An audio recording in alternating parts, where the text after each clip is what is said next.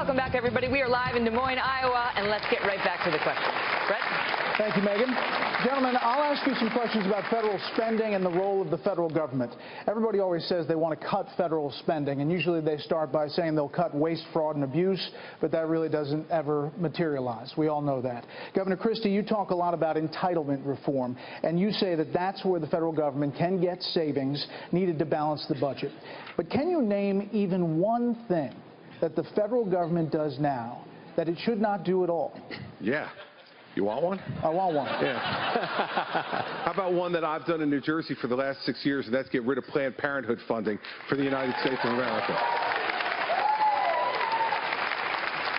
Anything bigger than that? Bigger than that? Let me tell you something. When you see thousands upon thousands upon thousands of children being murdered in the womb, I can't think of anything bigger than that. Thank you, Governor. I realize everyone on this stage opposes Obamacare, and you're not alone. Google data shows that in the last month, when people searched policy repeals, that there were a lot of them. Obamacare took the top 2 spots. But today there are millions of people who gained health insurance from Obamacare, and they now rely on it. So the question, Senator Cruz, if you repeal Obamacare, as you say you will, will you be fine if millions of those people don't have health insurance? And what is your specific plan for covering the uninsured? Sure. Well, let's take it one at a time. First of all, we have seen now in 6 years of Obamacare that it's been a disaster. It is the biggest job killer in this country. Millions of Americans have lost their jobs, have been forced into part-time work, have lost their health insurance, have lost their doctors, have seen their premiums skyrocket. If I am elected president, we will repeal every word of Obamacare. Now, once that is done, everyone agrees we need health care reform. It should follow the principles of expanding competition, empowering patients, and keeping government from getting in between us and our doctors. 3 specific reforms that reflect those principles. Number 1, we should allow people to purchase health insurance across state lines. That'll create a true 50-state national marketplace which will drive down the cost of low-cost, catastrophic health insurance. Number 2, we should expand health savings accounts so people can save in a tax-advantaged way for more routine health care needs. And number 3, we should work to de-link health insurance from employment so if you lose your job, your health insurance goes with you, and it is personal, portable, and affordable. And I'll tell you, Brett, I think that's a much more attractive vision for health care than the Washington-driven, top-down Obamacare that is causing so many millions of people to hurt. Senator Cruz, thank you. Governor Bush, you've advocated for statehood for Puerto Rico. The Puerto Rican economy is collapsing under unsustainable debt burden. Only about 1 million of its 4 million residents are currently employed. So should American citizens who you say are already overtaxed bail out Puerto Rico as well? No, they shouldn't, and I believe that Puerto Rico ought to have the right of self-determination. If I was a Puerto Rican, I'd vote for statehood so that they have full citizenship. They serve in the military. They would have to pay federal taxes. They would accept the responsibilities of full U.S. citizenship, but they should have the right of self-determination. Before you get to that, though, Puerto Rico is going to have to deal with the structural problems they face.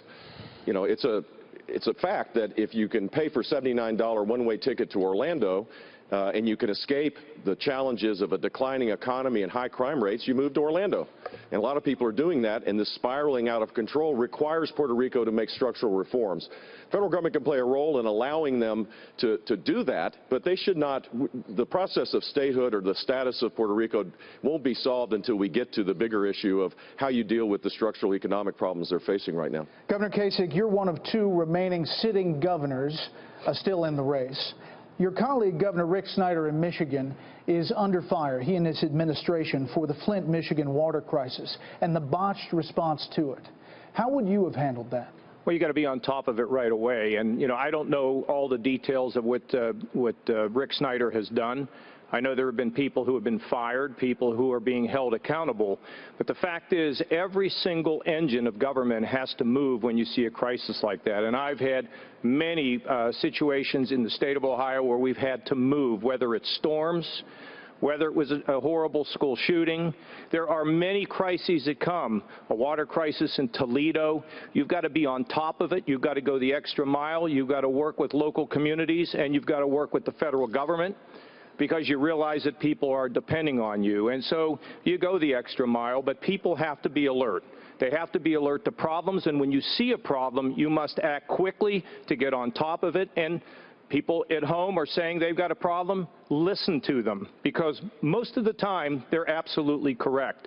So the fact is that we work for the people don't work for us, and we have to have an attitude when we're in government of servanthood. That's what really matters. We serve you, you don't serve us. We listen to you, and then we act. Senator Rubio, on the issue of climate change, in 2008, you wanted Florida to get ahead of other states and establish a cap-and-trade system, a program for carbon emissions, which many Republicans thought at the time would hurt the Florida economy. Now you're a skeptic of climate change science, and in fact you warn that federal efforts to fight climate change will cost U.S. jobs and hurt the U.S. economy. So why the change? Well, Brett, first, that's not entirely the story. At the time, the liberal governor of Florida, who claimed he was a Republican, his name was Charlie Crist, he wanted to impose cap and trade on Florida, and I opposed him. I was the first person out of the box that opposed him on it. And then we saw that the leading candidates for president at the time, both the Republican and the Democrats, all supported it.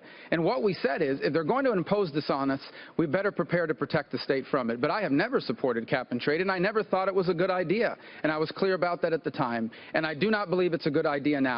I do not believe that we have to destroy our economy in order to protect our environment, and especially with these programs are asking us to pass that will do nothing to help the environment but will be devastating for our economy. When I am President of the United States of America, there will never be any cap and trade in the United States. Thanks, Senator. All right, we're going to move on because coming up, immigration and something you've never seen before. Stay tuned right after this break.